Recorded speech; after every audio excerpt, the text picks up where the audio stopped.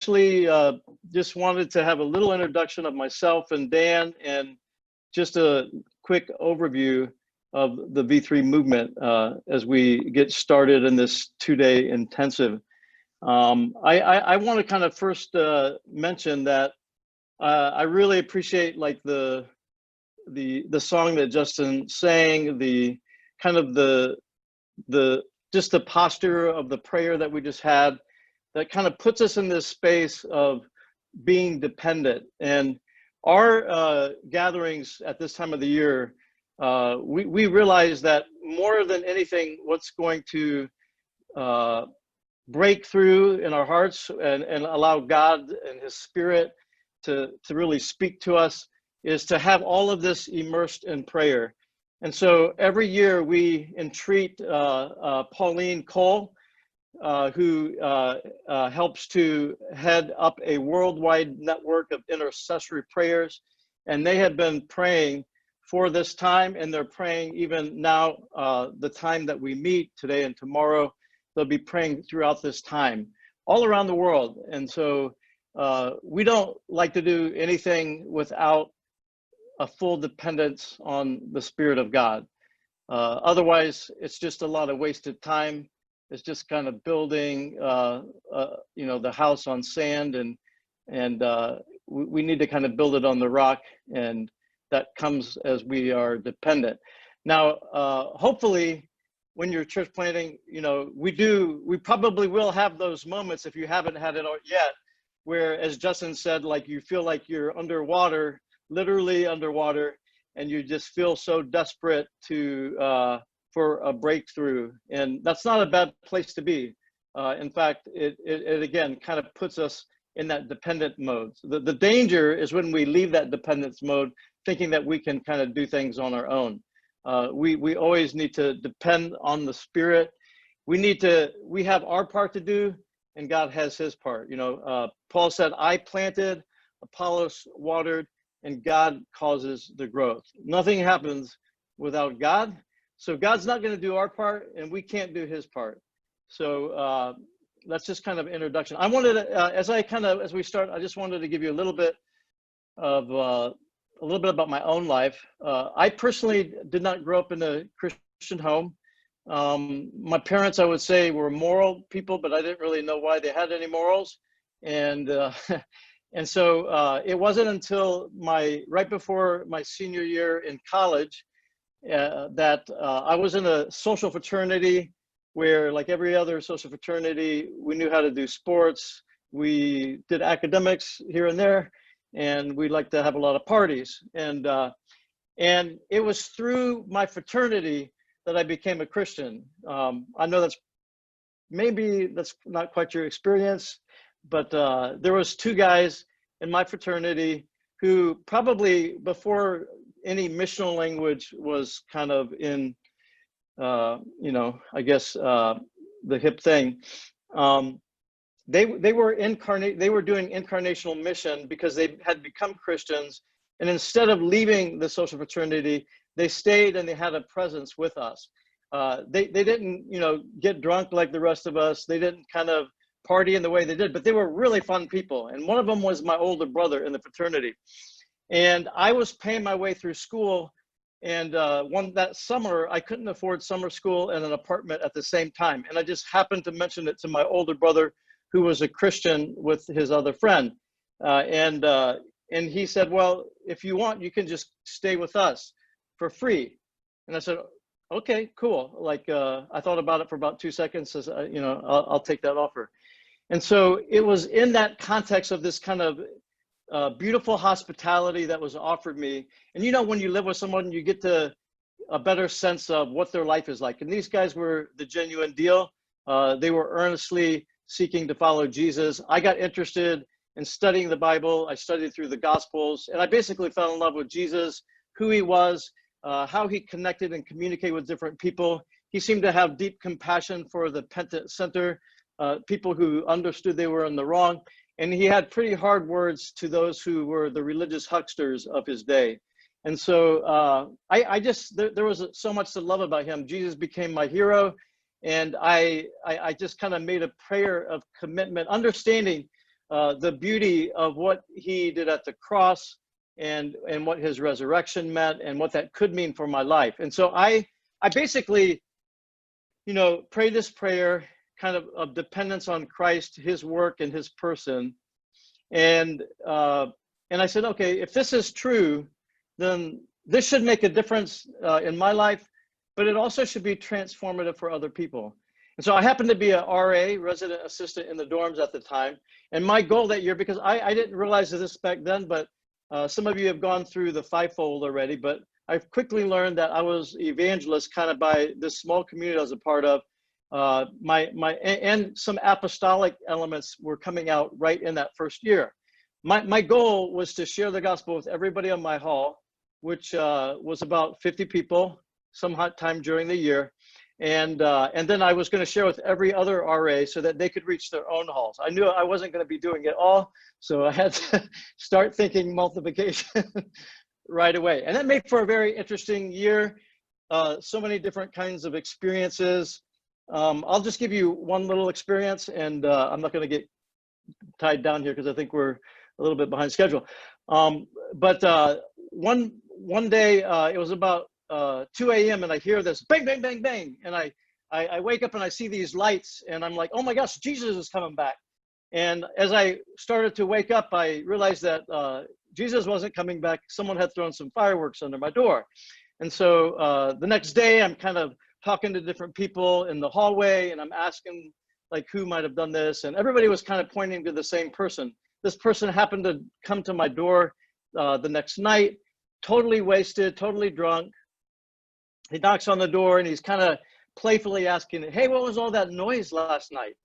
And I said, well, I kind of woke up, I saw these lights, I thought Jesus was coming back. I was so excited, a little bit let down that he wasn't coming back. And he's like, his jaw just kind of dropped to the ground because this did not compute with him. I did not feel angry at him at the time. I had this overwhelming compassion that wasn't coming probably from me, but like God had given me a love for this guy because I knew he was blind to what was true. I knew he was just acting out of who he was at the moment. And so I just experienced and continued to kind of build a relationship with him. And it was later that month, he was the first person in my dorm that gave his life to Christ and started to follow Christ. And I saw so many different things happen that year. But I would say a huge element of that was getting some of the other RAs and other people in the dorm to start praying on a nightly basis. We had an hour of prayer. It started in the little room. It got so big that we had to meet in the main hallway. And my resident director, who was a self-proclaimed atheist, wanted to fire me because he was a bit scared about what was happening in his dorm. I'm not going to go into all those stories. I have so many stories I could tell you. I did tell you I got kind of addicted to seeing the transformative power of Jesus, not only in my own life, but in the life of others. And that's what kind of eventually, motivated me to, with kind of the affirmation of the leaders in my life at that time, to start my first church plant as a 4-year-old Christian. I don't know how long you've been a Christian, if you're planting or if you're a pastor, but if it's been more than 4 years, you can do it. I have to say that my verse was kind of where Paul talks about, like, I am inadequate, like, for this task, but my adequacy comes from God. I lived into that promise all the time. I could not claim adequacy in myself. Now, I had run really hard those 4 years. The types of life experiences that I had, the transformation that I had, the building of communities that we had. That first year, we basically did what we're training you to do this year. Started a personal community of disciples and grew a group of about 50 people. That was what we did in the first year as a first-year Christian.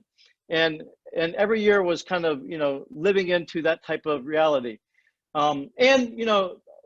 Just again, my family started to see the transformation of my own life. And as they met some of the community that I would bring home, and sometimes when they come and visit, they eventually came to faith as well. And not only that, but my parents, because they're very influential in their families, they both have 6 siblings apiece on both sides. And I have over, I don't know, 75 cousins. Like, I can't even keep track. I mean, we have our, usually my dad's side and my mom's side at 2 different days over Christmas. And, there's like over 60 people at each of those days. But anyway, they came to faith, and a lot of my family subsequently has come to faith. And I've seen kind of that beauty of where in Acts, that it seems like So and their whole household comes to faith. It's a beautiful thing. And so I've seen the transformative power. So I was excited about starting this church as a 4-year-old Christian. I didn't realize though what I was signing up for, because if I had to tell you, if I had one word for those first 5 years, that word would have to be hell. It was hellish. It was probably the hardest 5 years of my life. I don't wish it on anybody. I'm not saying that's what you would have for your first 5 years. Maybe you will, hopefully not.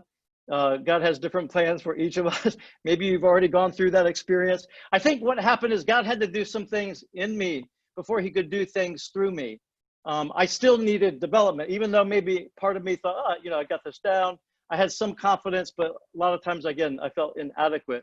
But that 5 years of hell, what happened near the end of that is that we started actually by that time to form a strong team of disciples who were with this mission and vision in the same, at least a closer level with me than we had that before.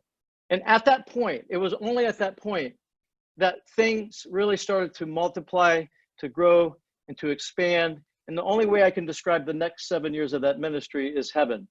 And over the 12 years that I was at my first church plant, we started, by the end of the time, we had like these 15 groups of anywhere from 30 to 75 people in these mid-sized groups. We had 150 leaders. We had 50 leaders of leaders. And it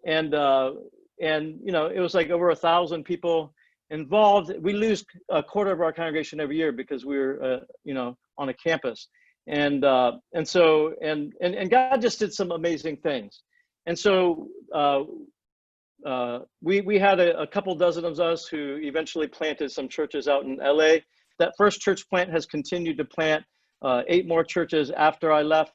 These are kind of elements of movement that we're talking about. When you think about churches movement, which is going to be a focus today, there's going to be some critical things that we need to know if we want to be movemental. It's not just about building a big church. It's about participating in God and seeing movement take place. Some of the other things I had an opportunity to be is part with Start Ecclesia Network. Our church in LA, we started the Solus Foundation, where we give microgrants to small businesses in Lodwar, Kenya. And then as a co-founder of Missio Alliance, just kind of helping to see some strong theological undergirding to everything that we're doing. But essentially, as I was finishing the second church plant in LA, I was trying to discern, should I go up to San Francisco and plant, continue to stay in LA and plant? And I would go up there, and long story short, I probably met with 12 different planters there, people that had been there from 30 days to 30 years, from the smallest to the largest church plant. I met with all these leaders, and the last person I met with was the most unique, because he just asked me questions for a straight hour, and then he just gave me some reflections, and then he shared the story about St. Francis. I'm not sure if it's actually happened, because there's a lot of things about St. Francis' life get blown up, but nonetheless, God spoke to this through this particular story. Apparently, St. Francis was trying to discern, should I be an itinerant preacher and kind of go and preach over all these places, or should I just be in one place and kind of pastor a church in that way? And so the way that he decided to trust God was to go to his trusted friends and ask them to make that decision for him, literally. And so they prayed, they came back, and they said, we think you should be an itinerant preacher. He says, thanks be to God, and that's what he did. Now, that story stuck with me that whole next week, and I was like, God was saying to me, Jared, I don't want you to make this next decision. Yeah, you can, I know you talk to other people and you do all these things, but I don't actually want you to make any part of the decision. I want you to find some trusted people that to make this next decision on what you're going to do in your life. And so I thought through like 7 people, pick at least one person who's a contrary thinker by the name of David Fitch, if anybody you guys know him. And I got this group together, and I figured, like, if they all agree on something, I can take that as from God. If they don't, then we go back to my old way of making decisions, where I get their input, but ultimately make the final decision. And they kind of discussed, prayed, and should I stay in LA? Should I go to San Francisco, or should I give myself over to helping church planters? And they all kind of came to the conclusion I should help church planters in my next season of ministry, taking the 25 years of experience on the East and West Coast and try to pass that on to others.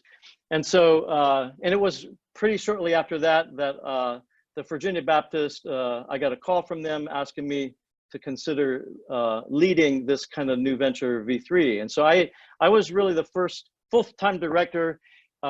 V3, we started our training in 2013. That first time we had 2 coaches, Dan being one of them, and he's going to share his story here in just a minute, actually right after this. And then we had 15 planters in that first cohort. Maybe Justin Fung was a part of that one. But so that's kind of, I'm going to go back into the story of V3, but that first year is where I ran into Dan, and Dan and I together, even with some other input of others, started to develop like this training before it eventually came in book form. But I want Dan to tell his story now. Are you there, buddy? Mr. Dan White. Hello, hello. Somebody want to grab him? Hello. Otherwise I'll just, there we go. Can you hear me? Yep. Yeah, I was just unmuted. Sorry about that. So I get to share just real quick. So my story, I'll skip over my faith story and some early stuff, but really how my story collides with V3 is that 15 years ago, I was pastoring in what some would consider a mega church, and I was invited to become the lead pastor. And backstory to that is I was experiencing my own deconstruction around what it meant to be the church. I wasn't necessarily sharing that publicly, but through my wife and I and some friends and reading the New Testament letters, I was in some sense realizing that I was not really living into what Jesus had invited the church to live into, of shared community with others, shared mission in a particular place, and then sharing in renewal with God and with others. I was living in some sense a hypocritical life, and divorced from many of those things. Even though we had small groups and Bible studies, I was experiencing that disruption. And so when I was asked to become the lead pastor, it collided with that deconstruction and that disruption, but also another part of my soul, which was the longing for success and for acclaim and for stability financially. And there was this looming invitation for people to,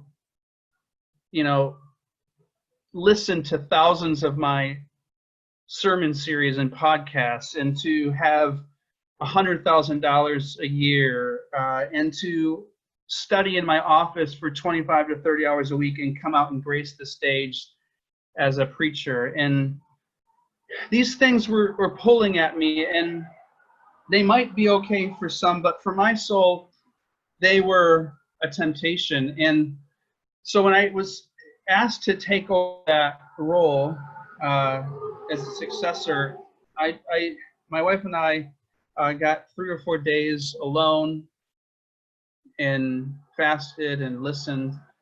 And at the end of those 3 or 4 days, I got a clear light, I think, that I wasn't supposed to take that position. And so I told our pastor at that point that I couldn't take the offer. And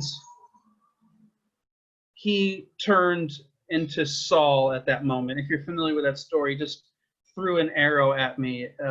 And he saw my rejection of that offer as an insult to his legacy and stomping on him and what it means to be the church. And he said, "Get out of my office. I want you out of here in 30 days." And suddenly I found myself in a position where I didn't know what to do. I didn't know what I was going to do. And I started to question whether that was a good move to say no to such a lucrative position. You know, in your early 30s, I'm in my mid 40s now, but in your early 30s, to be given the keys to an audience and financial stability and an industrial complex seems to be the ladder that you're climbing. That's like apprehending success in ministry world. But for some reason, I think it was God's nagging and Spirit's awakening. It was not good for me. And so now, because of that choice, I have no paycheck, no job. And my wife and I move back home and move into my parents' basement, an unfinished cinder block basement. And here I am laying on this mattress on the floor with my family and my kids. And I am pissed off. I'm angry. I feel like God had abandoned me and didn't follow through on his end of the bargain, which was to meet me in this faith choice I made. And in some sense, connecting with what JR said earlier, there was a work in my soul that needed to be done before God would work through me. And in that place, I began to wrestle, and I was bitter, and I was blaming. And it took a good full year for me to open up and to allow God's gentle surgical touch into my life again.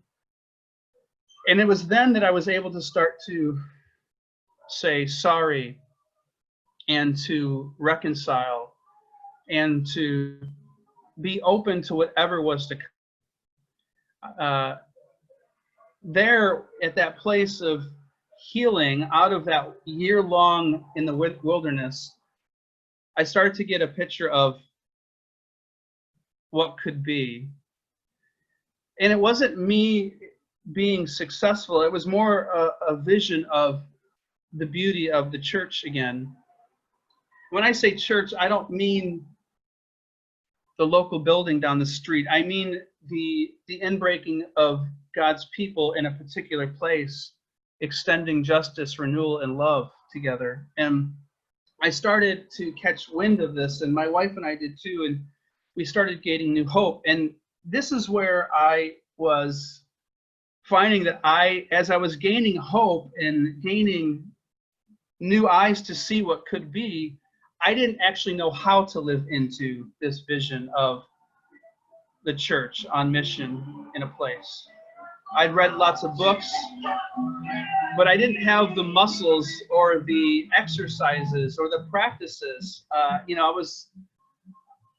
was really unknowing. And this is where I found JR in the beginnings of V3. I needed a group of people who would help me learn and would also be a grace-based place to learn how to make disciples, how to live on mission, how to love the neighborhood, how to model a different kind of leadership and hierarchy. There are all these new ways of being the church that I didn't know how, and I found V3 at the right moment. And that's where, for the last really 10 years, V3 has been a part of my life. Yeah, obviously, I work for V3, but I'm also a learner within V3, and it has become sustenance and nourishment, and has helped me move out of isolation and loneliness and how to be the church and into a community movement of people. And so I am excited for your story, that you might have been where I'm at. Maybe not coming from a mega church, but finding yourself wanting to live into the church in a beautiful, movemental way, but not knowing exactly how.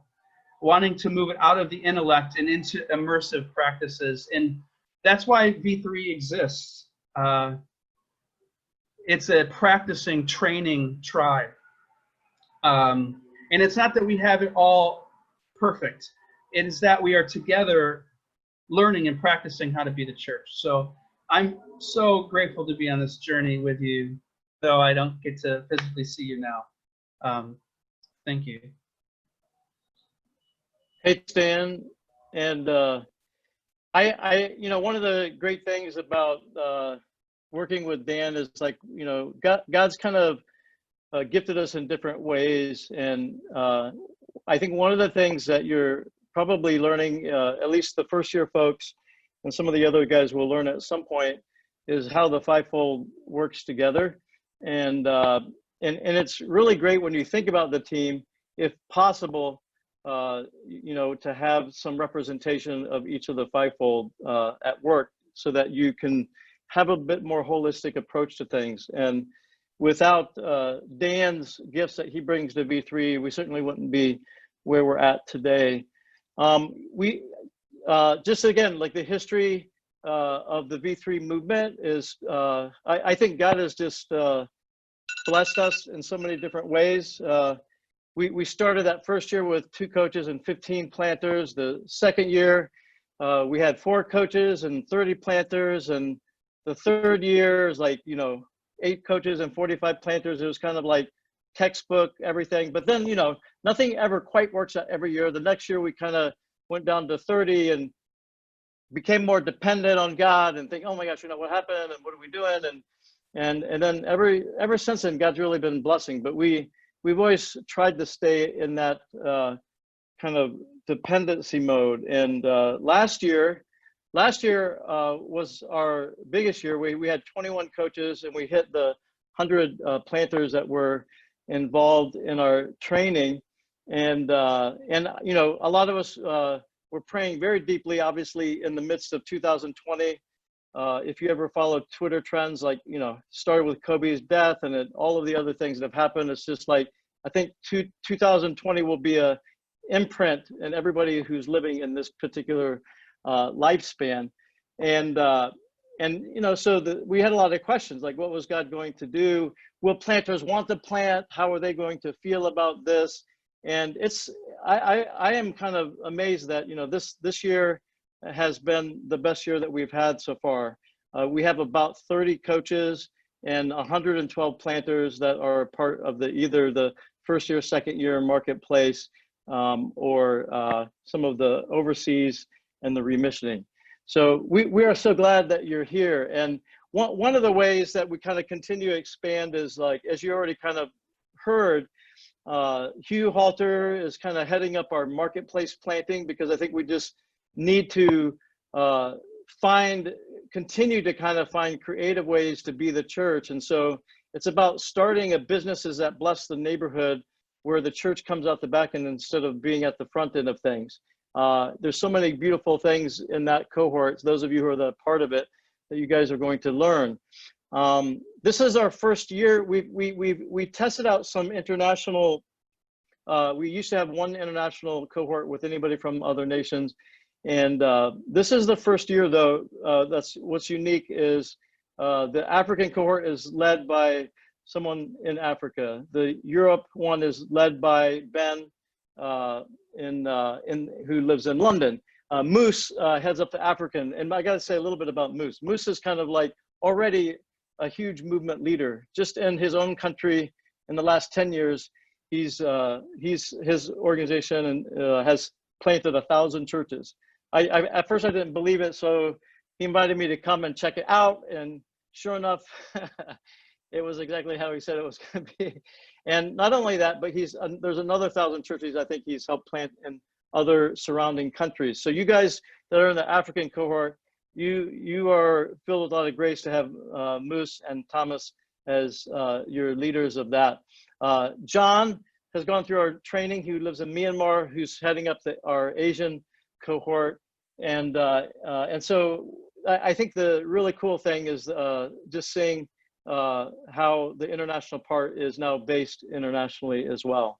And then obviously, some of you guys with the remissioning, you know, that Josh Hayden and Christy are leading that up. And so part of as the way we continue to grow is continue to expand the things that we're doing. But I want to kind of mainly focus on what the heart of our training is about.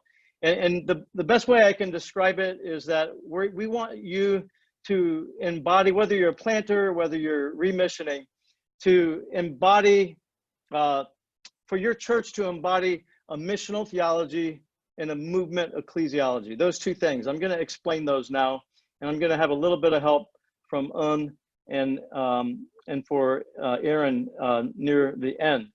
But first of all, I just want to kind of remind us of the commission that Jesus left his disciples, which they have left to us. The commission wasn't to go and start and launch a worship service. That's not the commission that we were given. In fact, it's been said before, and I think it's true.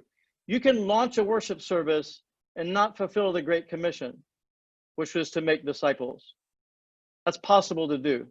Possible to just have a passive crowd and not active disciples that look more and more like Jesus. I think there's a lot of evidence that the problem that we have today, and I think what the pandemic and the racial crisis and everything that we're facing, the political crisis in a lot of ways, the economic that might continue to get burdened, is ultimately kind of saying we have a discipleship crisis in the church. That's ultimately our issue. And Jesus, the command he left is go therefore, you know what it says, you probably taught on this, right? Go therefore, make disciples of all nations. That's the commission. If you make disciples, you will have the church. If you're just looking to have a nice worship gathering, you may not actually make any disciples. But whenever you make disciples, you always have the church. And so we're to go and make disciples, immersing them in the Father, Son, and Spirit, and teaching them to obey all that God commanded us. Because why? Like Jesus promises to be with us now until the end of the age. And so if we're going to be faithful to that commission that Jesus has given us, we need to multiply churches that embody a missional theology and a movement ecclesiology. Ecclesiology means the way to be the church, right? And so what is a missional theology? I'm going to really roll through this really quickly. If you didn't have a chance to read chapter 1, 1.1 and 1.2, you can kind of get a review of there as well. But there's kind of 5 aspects to a missional theology that's really been developing over the last 75 years. And this is a missional theology ultimately is shaping our posture. And ultimately, if you think about, as I talk about these 5 things real quick, notice how God is not only the initiator, but the sustainer of mission. We are only on mission. It's not because we have our grand plans. God is on mission, and he's more passionate about the mission than any of us are. And he's calling us to join him in that mission. And so if you think about it, there's the first is what we call a Trinitarian missiology. And this is simply this. In the beginning was community. The Father, Son, and Spirit in this unending dance of mutual love and enjoyment. And from that relationship came all of creation. This kind of says something very important to us, that community is absolutely essential to what it means to be human and what it means to be the church. Because within God himself is community. It's the essential reality that we're called to live in. Second is Missio Dei. Some of you guys are familiar with this, but this idea that at the center of the universe is a missionary God. God himself is missionary. The Father is sending the Son, and the Father and Son is sending the Spirit. And this triune God is sending us. That's what the Missio Dei is about. And then the third development over the last 75 years under missional theology is that the central message of Jesus was about the kingdom of God. If you have bought into a reductionistic gospel that's just about a ticket out of hell into heaven, you have missed the central message of Jesus, which is about the kingdom of God coming to earth instead of us going to heaven. We die, we go to heaven, but that's a temporary place, because if you read the end of the story, the New Jerusalem comes down out of heaven to earth, and God is making all things new, not making all new things. He's redeeming the world. And so the kingdom of God was the central message of Jesus, and that's what the gospel is about. And then the fourth element of the missional theology is that we're a sent people. Again, if we understand who we are in Christ, Christ says, as the Father has sent me, so I send you. The question we have to ask is, who has God sent me to? Paul understood, I was sent to the Gentiles. Peter said, I was sent to the Jew. Who has God sent you to? What neighborhood or network of people has he sent you to? And then lastly is a missional hermeneutic. We have to move from a theology of mission, where we justify mission by going to a few key verses, to understanding that the whole of Scripture was inspired by a missionary God, written by missionaries for missionaries, and it only makes sense as people on mission. So the thing about a missional theology is it shapes our posture. We realize God's the initiator. God is a missionary God. He's called us into joining him. And so it calls us to, the fifth point is missional hermeneutic. It's called us into this mission, okay? Let me kind of talk about movement ecclesiology. But before that, I want to kind of give a picture of movement. We see this, actually, Alan Hirsch shares this, I believe, in what book is it that he shares this in? I don't remember what it is. You could read them all, they're all good. But it's a story about China, really. Mao Zedong took over China in 1949. At that time, under traditional methods and traditional ecclesiologies that were developed by the missionaries in the West and brought into and imported into China, they were able to see about 2 million people become Christians in 1949 out of that huge population. In 1949, when Mao Zedong took over, he banished all foreign missionaries and ministers. He nationalized all of church property. He either killed or imprisoned all of the second and third level leaders. Some of you guys would have been banished, others of you would have been killed. He banned all public meetings of Christians with the threat of death or torture. So they didn't have no public space, okay? Then he proceeded to perpetrate one of the cruelest persecutions of Christians on historical record. Well, Mao Zedong died in about 1976, and the so-called bamboo curtain opens up in the early 1980s. Now think about what all of that was like, the tremendous pressure of what it meant to be a Christian, even the danger of converting people. In 1949, they had 2 million people. What do you think they found in the 1980s when they opened the bamboo curtain? Was a church even going to be existent with that harsh of a treatment? Well, they discovered that there were 60 to 80 million Christians at that time. And one of the things they discovered from the church at that time, that, by the way, didn't have all the things that we think are needed in movement. They had no professional clergy. They had no buildings that they could meet in. They had no central organization. They had none of these things. But you know what they had? Every believer saw themselves as a church planter, and every church saw themselves as a church planting church. That's movement. In other words, in the potential of the potential of the seed is a tree, and in the potential of a tree is a forest. In other words, that's kind of a description. The way I would define movement, and you can find this definition in your church as movement book, but movement occurs when we answer our call to live in communion with God, and out of the overflow of our life with him, we live into our sentness as a community, carrying out his commission to be a sign, foretaste, and instrument of his kingdom in ever expanding geographical areas, like we see in the book of Acts 1:8. So let me just give you real quickly 5 components of mission ecclesiology with the help of Un and Aaron. The first is a holistic gospel. And what I mean by this is that there's some kind of networks that will emphasize our relationship with the king, right? And everything is just kind of about our personal piety, which is very important. There's others that seem to emphasize the kingdom. It's all about the kingdom of God and social justice and they just about forget about the king. A holistic gospel, there is a king and there is a kingdom. Both of those are important. And it's not, some people, like when it comes to the life, death, and resurrection, some just emphasize the death. It's all about the death of Christ. Others just emphasize the life. No, it's the life, and all of that meant the imitation of the life.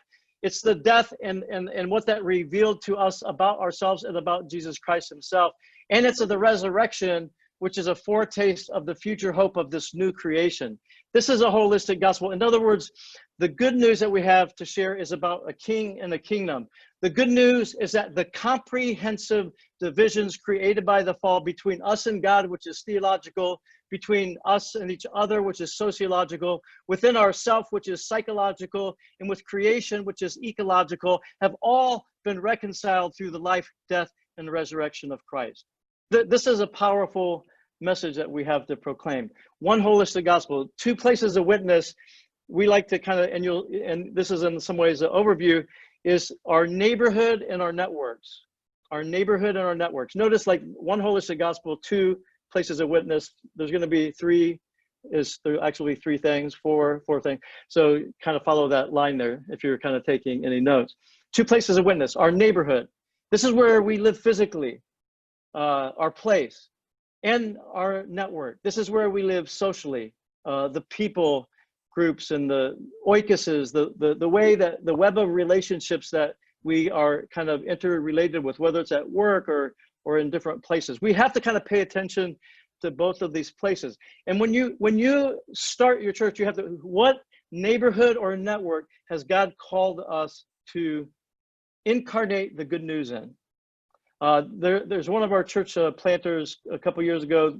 We're in North Hollywood, and they moved to the neighborhood there, which is a very artistic neighborhood.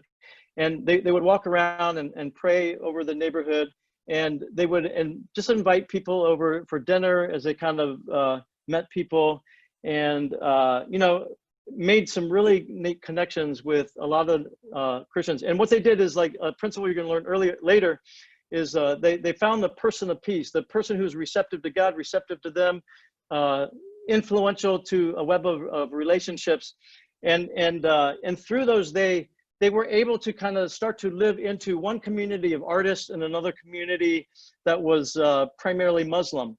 And what they did for eight months, they prayed, they built relationships, and there was kind of this sense where eventually it moved from them kind of being people who were outside of that circle to kind of not just kind of doing mission for the neighborhood or with the neighborhood, but they started to become of and in the neighborhood and the networks that they were connected to. This is the incarnational journey that you'll also learn about in the future. This is what it means to do incarnational ministry. You cannot do incarnational ministry in a big gathering. Sunday morning does not do that. Sunday morning is not where you see discipleship happen.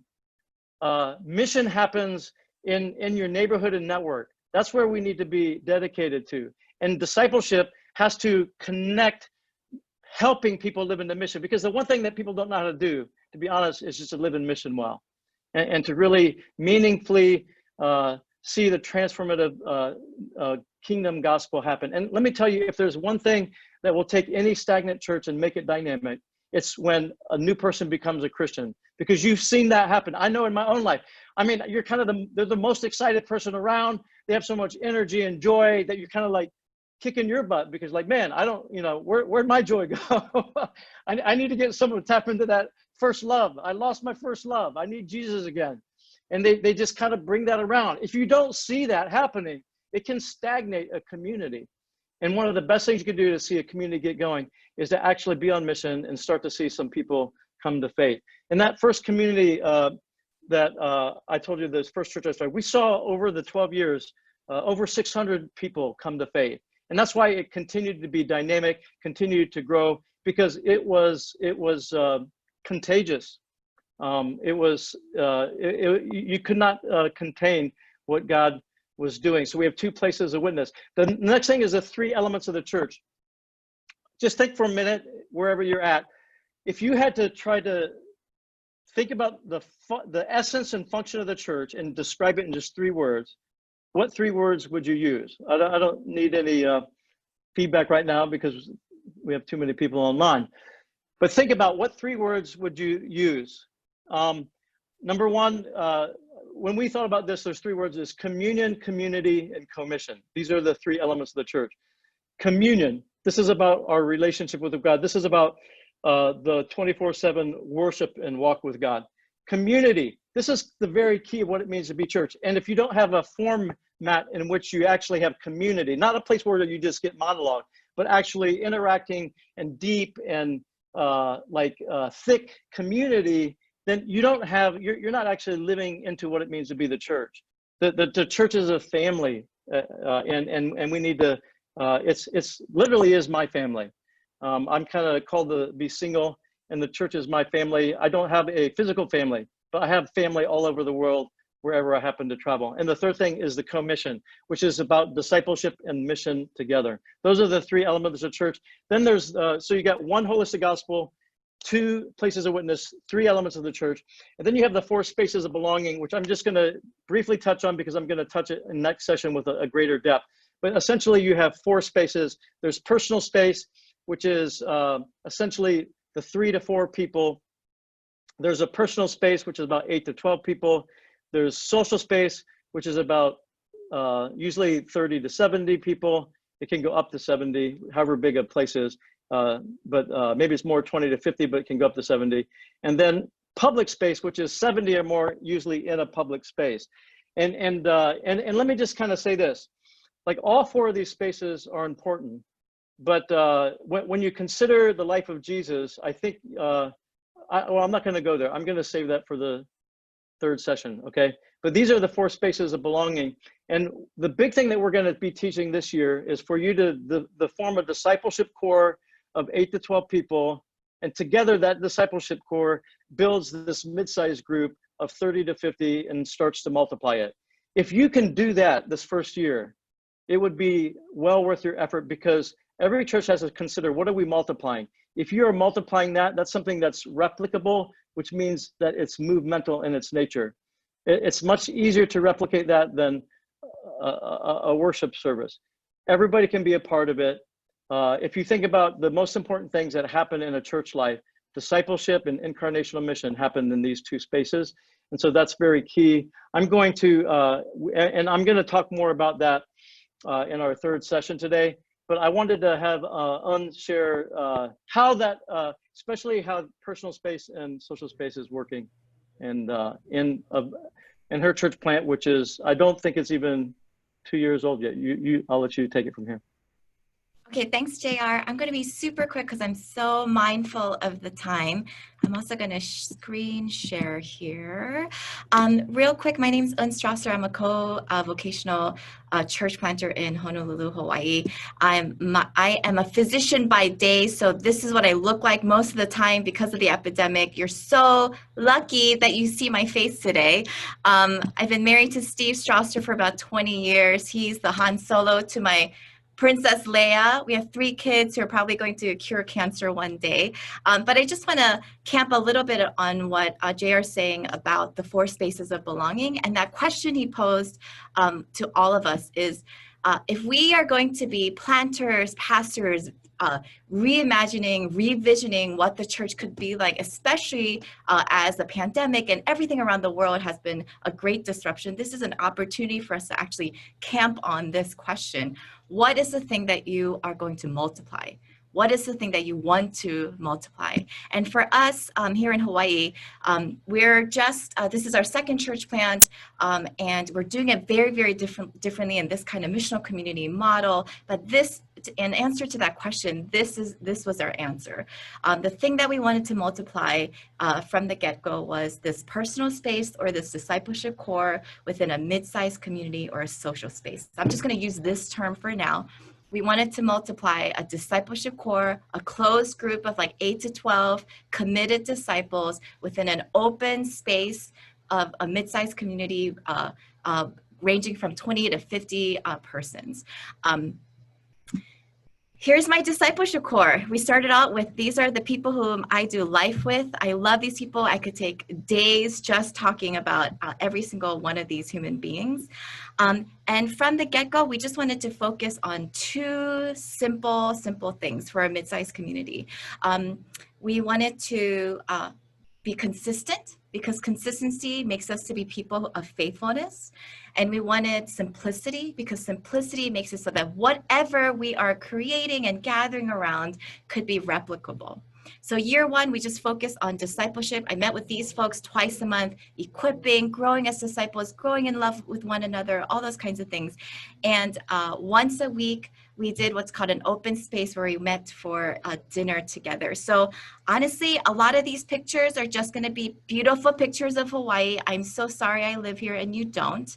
But every week we just did open space dinners. We just gathered for community dinners where we shared a meal and we shared a story. And we literally had 20 to 50 people every single week come. The other key thing about this is, from the get-go, we knew that this mid-sized community had to have 50% non-Christians in the room. So the people that we were inviting into this mid-sized community were not other Christians. All of the guests that we invited were non-Christians, so that every week, whether it's 20 people or 50 people, the number was not our marker. It was the percentage of non-Christians in the room. Who are we inviting into our community was important. The other thing we did with our mid-sized community was to meet a sense of purpose. Every month, we didn't even know what it was, but every month we picked some place of mission to fulfill a sense of purpose, that it also included at least 50% non-Christians at all times. So we did things from cleaning the beach. Every single time we had some sort of conversation, sharing a meal, sharing a story together. We put on a paina keokeo, which just in Hawaiian means a white party. It was fantastic. Everybody wanted to be there. Shared a meal. We shared a story together. We rented out a craft beer tasting place for Easter. 70 people showed up. We shared a meal. We shared a story. Again, 50% of non-Christians in the room. We helped feed and clothe the houseless. We took everybody camping over Father's Day weekend, shared lots of meals, shared lots of stories together. We took a guided mural tour because we wanted to fall in love with the city. We took a rum tour because we wanted to fall in love with everything that Hawaii offers us. And we cleaned lots and lots of bathrooms because we wanted to serve the low-income senior facility in our neighborhood. We just launched in January 2019, and this is how we got to close the year. We had about 100 people, again, 50% non-Christians in the room, come together. We did a candlelight. It was the first real time that we got to really significantly pray and be in a moment of silence together, and it was beautiful. So year one, this is what we looked like. This was our goal. We had a discipleship core that was closed. We never opened it up, and we had a mid-sized community, had about 20 to 50 people, 50% non-Christians each time. And the thing that happened was, I did not anticipate this happening, was that because we were so focused on consistency and faithfulness and simplicity for replicability, year two, it multiplied. We never had a Sunday morning service, public space stuff, but this multiplied. So in year two, we had 3 different mid-sized communities with 3 different discipleship cores. Now, all of you know what happened in 2020. COVID happened in 2020. It ruined everything. This is what we were supposed to start out with, and it felt like it ruined everything. So much like all of your guys' own ways of gathering, this is what we all shifted to. But here's the beauty about doing missional living, missional communities, mid-sized communities, discipleship cores, thinking about the church in this revisioned way, is that when we changed all of our open space dinners, these mid-sized communities, we still had 30 to 40 people coming on because we created a sense of belonging that everybody needed at that time. So we just share a meal virtually, but we still continue to share a story together. All of our mission oriented, so those once a month missions-oriented things, we still, because we had now 3 different mid-sized communities, we started sending groceries to the most vulnerable in our population. One of our mid-sized communities leaders, their family started doing care packages for all of their neighbors because their place of witness is their entire neighborhood. We delivered food for a houseless community that we came in contact to in year 1. Our gatherings are social distanced, but if we couldn't meet together, then we made sure that we delivered food to just our discipleship cores as well. If we couldn't even gather at all, then we started thinking about mission per our personal rhythms or what each discipleship core member could do. So here's Emma, baked up like 150 cookies just to deliver to her postal workers. Frontline workers were blessed. We still did beach cleanups that garnered a community of people, again, 50% non-Christians in the mix. We just had to wear masks and be a little bit more conscious of how we do it. And in year 2, through one of our mid-sized communities, we are now feeding 500 low-income seniors with 1 month's worth of groceries for the next 6 months. Now, all of these things are awesome. People think it's so great, what a blessing, all this stuff. But none of this, it's sort of what JR was sharing about. All of this is worth it for moments like this.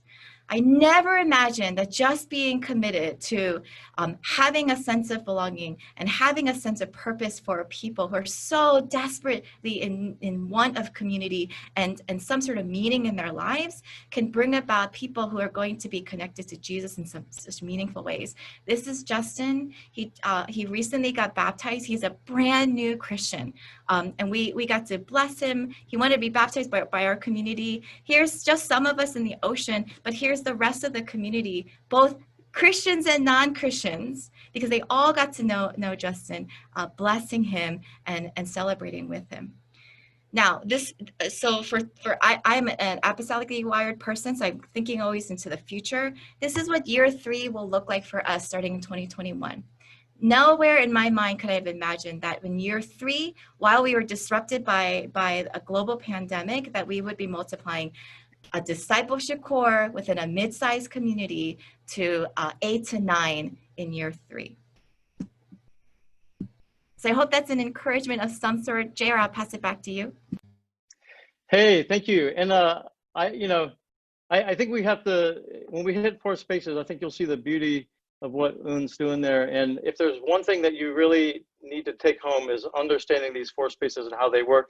What Un and the community here is doing is such a beautiful thing, and it's very missional, and discipleship has taken place.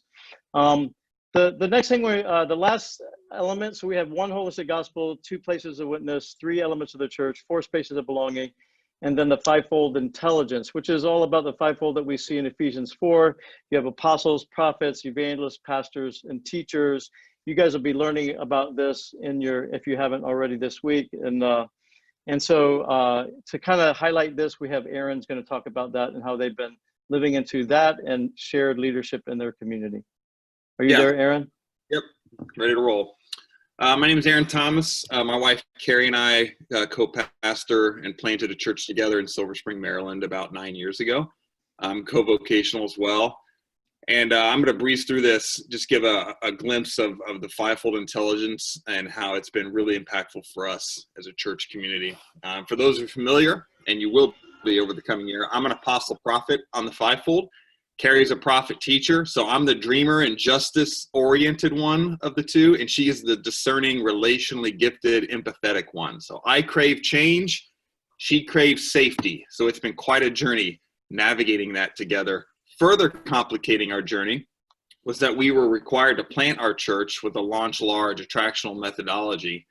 It's all we knew, and it's what our network wanted. And then another interesting part of our journey is that we used to be complementarians. We were planted with a complementarian theology and ecclesiology, an entirely male external leadership team, and complementarian bylaws. So the first few years of our church plant, as we felt the Holy Spirit leading us out of these and into a missional theology and a missional ecclesiology, we had to navigate quite a few interesting aspects of this, both as a church, as pastors, as husband and wife.